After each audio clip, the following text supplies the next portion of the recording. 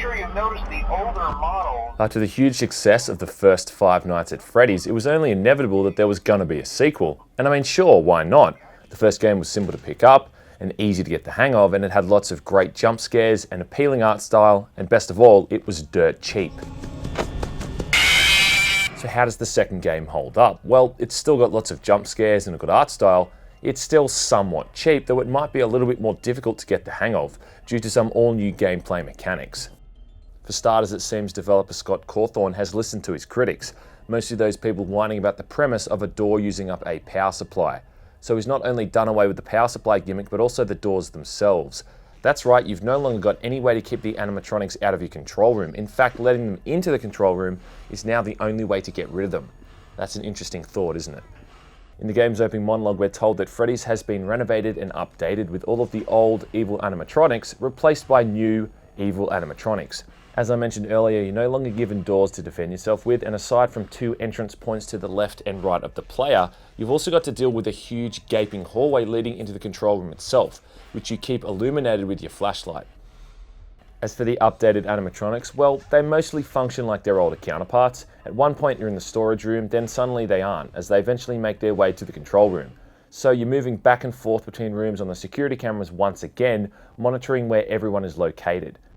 When one of them reaches a control room, you've got to quickly throw on an animatronic head to fool them into thinking you're one of the robots, or else, yeah, you guessed it. Aside from the modernized robots, you've also got to deal with this little balloon boy who crawls through the vents, making lots of noise to alert the others, and also a Jack-in-the-Box who you constantly have to keep at bay by flipping to the security cameras and winding his box up remotely. You've got a few more security cameras to monitor now, as well as a couple new techniques for the new robots to keep in the back of your head at all times. One of these involving the return of Foxy the Pirate, who can now only be warded off by flashing your light at him repeatedly when he approaches through the hallway. To say this is a lot of stuff to take into consideration is a bit of an understatement. It can be a little bit confusing at times trying to manage every little thing, and when you get killed is usually when you have a brief lapse and forget to check that vent or, wind up the Jack-in-the-Box again. But overall, these modifications and additions are very well thought out for the most part, and actually seem like Scott has taken an interest in what his fans have criticised him on throughout the first game.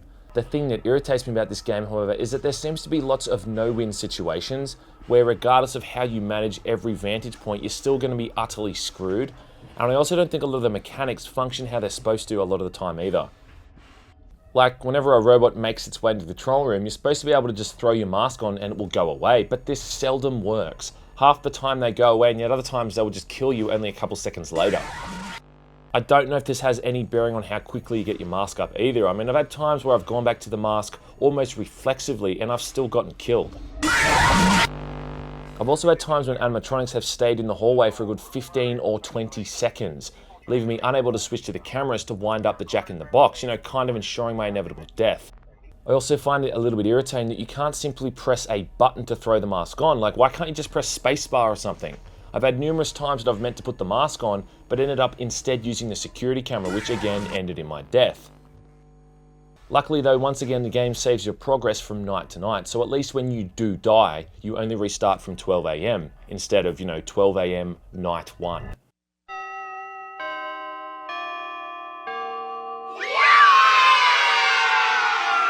Lastly, the lack of any real options menu or display customizations just feels a little bit lazy. And on that note, I get the feeling that this game has kind of been rushed through development on the whole.